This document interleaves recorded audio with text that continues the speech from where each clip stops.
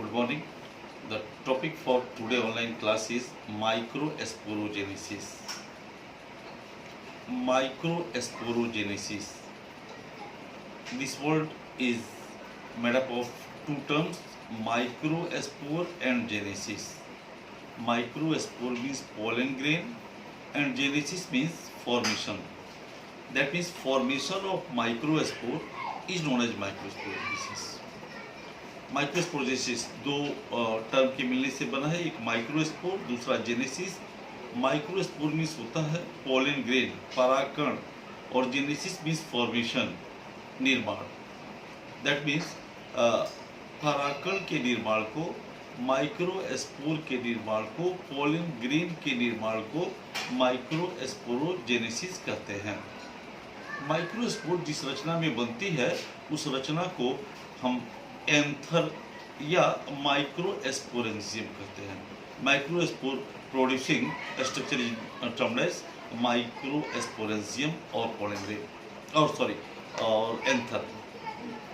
Microspore producing structure is recommended to be anther और microsporangium. Simply microspore या परागकण जिस संरचना में बनता है उस स्ट्रक्चर को हम एंथर या माइक्रोस्पोरेंजियम कहते हैं। एंथर क्या होता है पता है आपको? मेल सेक्स ऑर्गन, जिसको हम एस्टामिन कहते हैं। एस्टामिन का ये थ्रेड लाइक स्ट्रक्चर, एस्टामिन का ये थ्रेड धागे की तरह जो स्ट्रक्चर दिखाई पड़ रही है, ये इसका फिलामेंट है। और फिलामेंट के टॉप पर स्थित सैक लाइक स्ट्रक्चर को, थैली की तरह रचना को ही हम एंथर इसी सैक लाइक स्ट्रक्चर को हम एंथर या माइक्रोस्पोरेंजियम कहते हैं। माइक्रोस्पोर इसी एंथर के अंदर, इसी माइक्रोस्पोरेंजियम के अंदर माइक्रोस्पोर पोलन ग्रेन परागकण बनता है। हमारा टॉपिक है कि how pollen grains are produced inside the anther. Anther के अंदर, माइक्रोस्पोरेंजियम के अंदर माइक्रोस्पोर परागकण कैसे बनता है, इसका डिटेल्स एक्सप्लेनेशन करने के लिए चलो एक हम यंग एंथर का टीएस काट लेते हैं। क्या करते हैं वो टीएस का, टीएस मीन्स वो transfer section. Transfer section means a section parallel to ground surface. यदि ग्राउंड सरफेस के जमीन की सतह के समानांतर किसी चीज को काटी जाए तो इसको हम कहते हैं टीएस, ट्रांसफर सेक्शन। वो तो एक यंग एंथर का टीएस काटते हैं। यंग मीन्स प्रीमेच्योर, जो अभी परिपक्व नहीं हुआ हो, एक अपरिपक्व, एक नवजात नए जन्म लिए एंथर का टीएस काटते हैं। तो काट के माइक्रोस्कोपिक एग्जामिनेशन करते हैं। काट के माइक्रोस्कोप में देखते हैं तो हम पाते हैं कि पूरा anther homogeneous mass of cell द्वारा भरा होता है। क्या? पूरा एंथर एक तरह की कोशिकाओं द्वारा, समान तरह की कोशिकाओं के द्वारा भरा होता है। कोशिकाओं का यह समूह चारों ओर से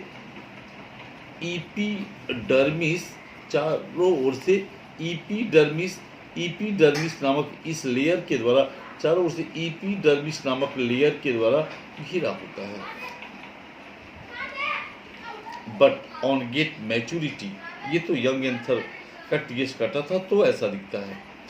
बट एंथर यदि मैच्योर हो जाता है, परिपक्व हो जाता है, तब क्या होता है? तब यह एंथर ऐसा हो जाता है। कैसा हो जाता है? On get maturity anther becomes 1, 2, 3, 4, anther becomes 4 lobed, ऐसा।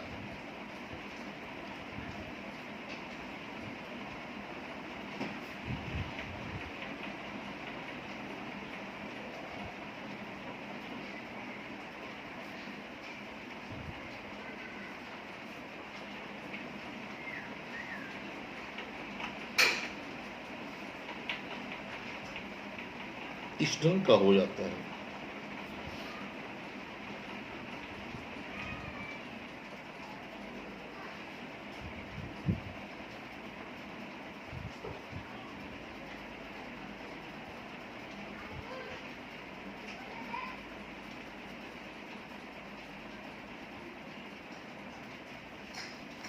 एंथर मैच्योर एंथर का टीएस यदि देखें तो मैच्योर एंथर 4 1 2 3 4 लुप्त हो जाता है। वो यह एंथर इस तरह के होमोजीनस सेल के मास द्वारा पूरा एंथर भरा हुआ है।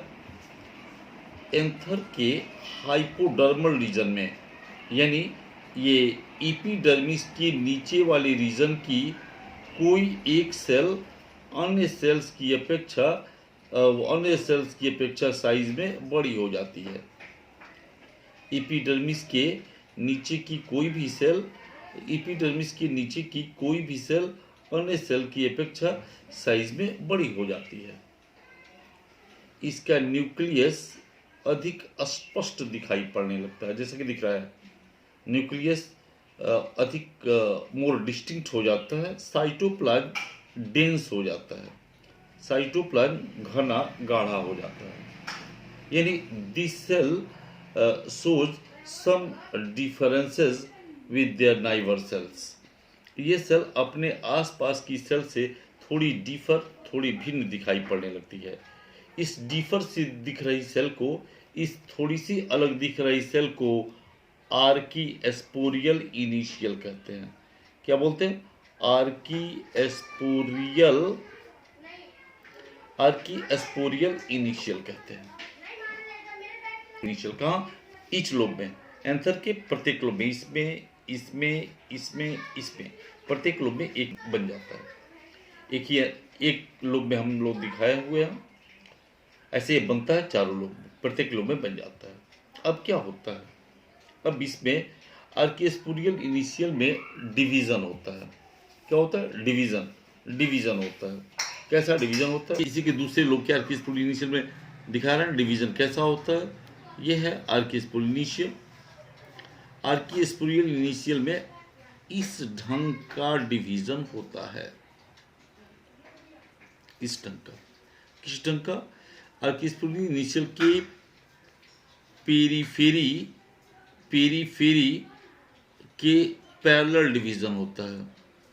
आर्कीस्पोरियल इनिशियल इस सेल के परिधि के, ये परिधि है, पेरीफेरी है, ये सेंटर है।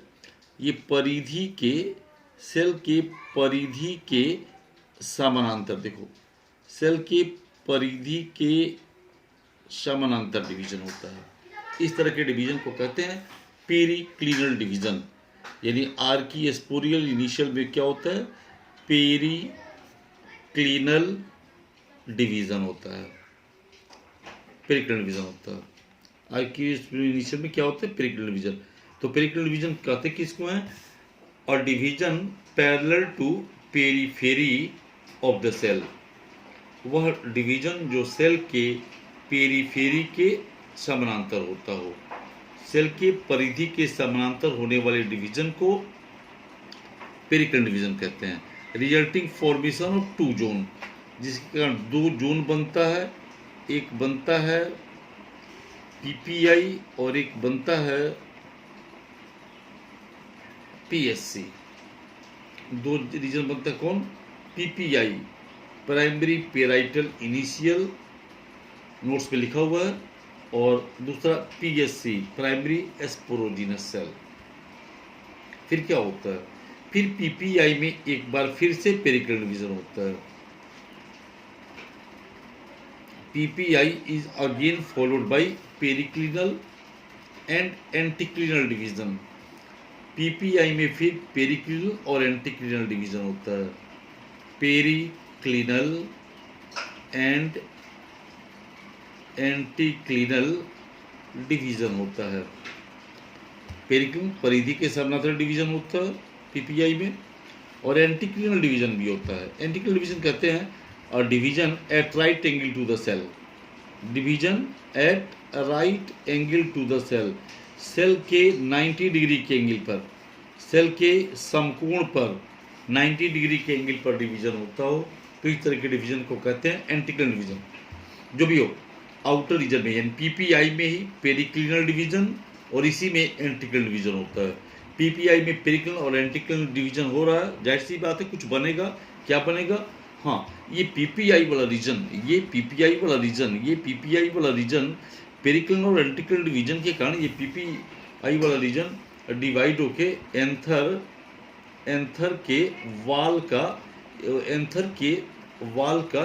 के दीवाल का निर्माण करता है। इसी एंथर का एंथर की ये जो वाल है, ये पीपीआई वाला रीजन एंथर की इस वाल का निर्माण करता है। और जरा देखते हैं ये एंथर का वाल, एंथर की दीवार इन्फेक्ट होती कैसे ही है, आइए देखते हैं।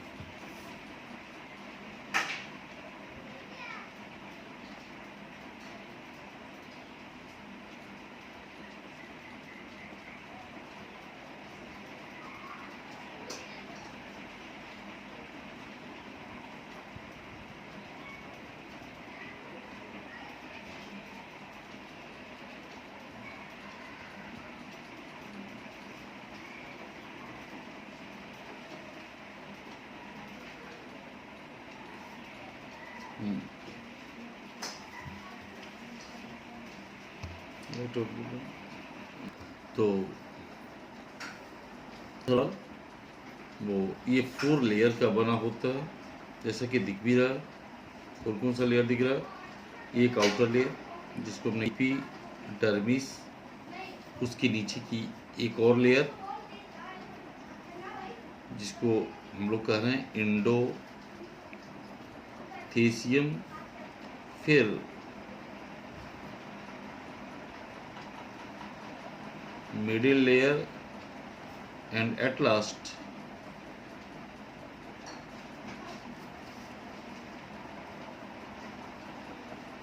Tapetum.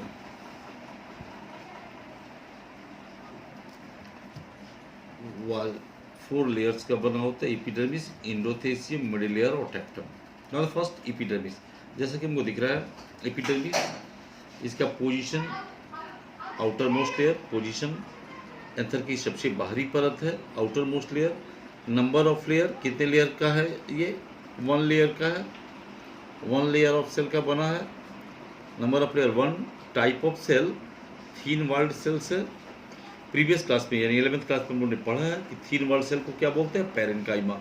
Thin walled living cells are called to be parenchyma. तो वो सेल का टाइप कैसा है? पैरेन्काइमेटस है। इंटर सेल, दो सेल के बीच कोई खाली जगह नहीं है, यानी इंटर सेलुलर स्पेस नहीं है। इस तरह का कोई भी स्पेस नहीं है। यहाँ सेल के बीच कोई खाली जगह नहीं, इंटर सेलुलर स्पेस एब्सेंट है। क्योंकि आउटर मोस्ट लेयर है इसलिए इसका फंक्शन क्या होगा? ये प्रोटेक्टिव नेचर का होता है, या एंथर को प्रोटेक्ट करने, एंथर को सुरक्षा प्रदान करने का कार्य करता है। Now the second, endothecium. As you see here, वो position of endothecium is below to the epidermis, जैसे कि दिख रहा है। endothecium का पोजीशन क्या है? एपिडर्मिस से नीचे, below epidermis. Number of layer इसमें दिख रहा है, ये इलोंगेटेड सेल्स है। Number of layer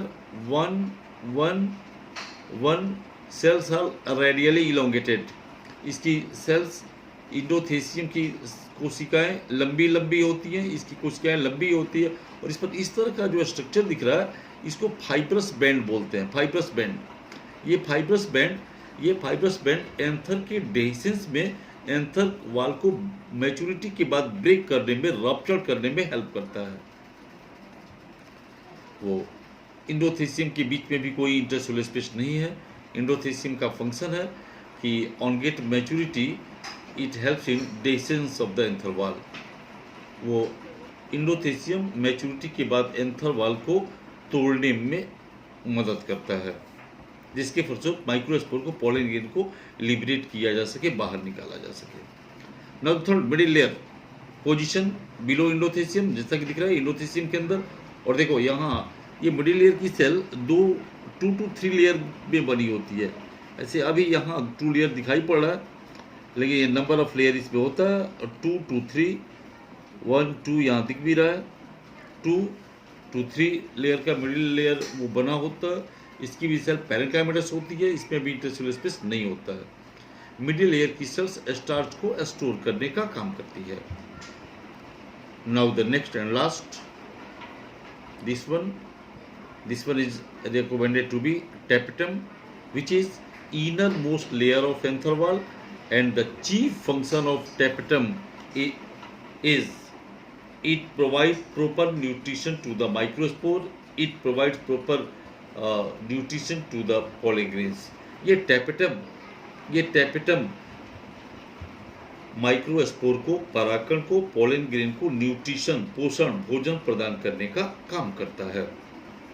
important point, कई बार ये नीट एग्जामिनेशंस में भी पूछा जा चुका है ये क्वेश्चन कि microspore nutrition from, answer tapetum. Now the innermost layer, that is primary sporogenous cell, PSC. हम लोगों ने कहा था अभी इनिशियल को में पेरिकल डिवीजन हुआ था, दो रीजन बना था, एक आउटर जिसको कहा PPI, प्राइमरी पेरिटोनिशियल, और दूसरा inner region PSC, primary sporogenous cell. Primary sporogenous cell, ये inner layer primary sporogenous cell either divides mitotically और directly function as microspore mother cell. ये primary sporogenous cell mitosis cell division द्वारा divide होके या बिना divide हुए directly microspore mother cell की तरह कार्य करने लगती है. अब माइक्रोस्पोर मदर सेल में मायोसिस डिवीजन होता है. माइक्रोस्पोर मदर सेल में मायोसिस अर्धसूत्री विभाजन होता है, जिसके फलस्वरूप 4 माइक्रोस्पोर्स का फॉर्मेशन होता है. क्योंकि मायोसिस डिवीजन के कारण 4 न्यू सेल्स का फॉर्मेशन होता है. 1 माइक्रोस्पोर मदर सेल में मायोसिस होता है, जिसके रिजल्टिंग 4 माइक्रोस्पोर्स का निर्माण होता है. ये सभी माइक्रोस्पोर्स एंथर के अंदर अरेंज कैसे होते हैं? ये सभी माइक्रोस्पोर्स एंथर के अंदर कैसे एंथर के अंदर कई फैशन में अरेंज होते हैं. ये ऑलमोस्ट ऐसा भी हो सकता है, ये इस फैशन में अरेंज हो सकता है. इस फैशन को कहते हैं वो टेट्राहेड्रल फैशन. तुम कह सकते हो कि 4 माइक्रोस्पोर कहाँ है, 1 2 3 और एक इसके पीछे 4. टेट्राहेड्रल फैशन में ये अरेंज हो सकता है, या फिर ये चारों माइक्रोस्पोर्स ऐसे अरेंज हो सकते हैं. इस फैशन को कहते हैं आइसो बाइलेटरल फैशन. या फिर ये चारों माइक्रोस्पोर्स ऐसे अरेंज हो सकते हैं, इस फैशन को कहते हैं डिक्कसेट फैशन. या फिर ये चारों माइक्रोस्पोर्स ऐसे अरेंज हो सकते हैं, इस फैशन को कहते हैं टी-सेप्ट फैशन. और फिर ये चारों स्पोर वैसे नहीं तो फिर ये फिर ऐसे अरेंज हो सकते हैं 1 2 3 4 1 2 3 4. इस फैशन को कहते हैं लीनियर फैशन. यानी ये सभी माइक्रोस्पोर, चारों माइक्रोस्पोर्स प्राइमरी स्पोरोजीनस सेल, जो कि पहले ही कहा हमने कि माइटोसिस डिवीजन द्वारा डिवाइड करके या डायरेक्टली माइक्रोस्पोर मदर सेल की तरह काम करने लगता है. यह microspore mother cell meiosis division द्वारा डिवाइड करके 4 माइक्रोस्पोर्स का निर्माण करता है. ये सभी माइक्रोस्पोर्स एंथर के अंदर टेट्राहेड्रल, आइसोबाइलेटरल, डिक्कसेट, टी-सेप्ट और लीनियर, इस 5 में से किसी भी एक तरह से अरेंज होते हैं. अब जैसे कुछ प्लांट में, जैसे कि कैलोट्रोपिस में, मदार में, ये सभी माइक्रोस्पोर्स इसमें उपरोक्त 5 में से किसी भी फैशन में अरेंज नहीं होते हैं. But the entire microspores get fused to form a complex structure, and now this complex structure is said to be pollinium. कुछ प्लांट में, जैसा कि वो कैलोट्रोपिस में, मदार में, सभी ये चारों माइक्रोस्पोर्स किसी भी फैशन में नहीं है, जो कि चारों माइक्रोस्पोर्स ही आपस में मिक्स कर जाते हैं. और चारों माइक्रोस्पोर्स आपस में मिक्स करके एक कंपाउंड स्ट्रक्चर का, एक जटिल स्ट्रक्चर का निर्माण कर देते हैं. इस कंपाउंड स्ट्रक्चर को पॉलिनियम कहते हैं.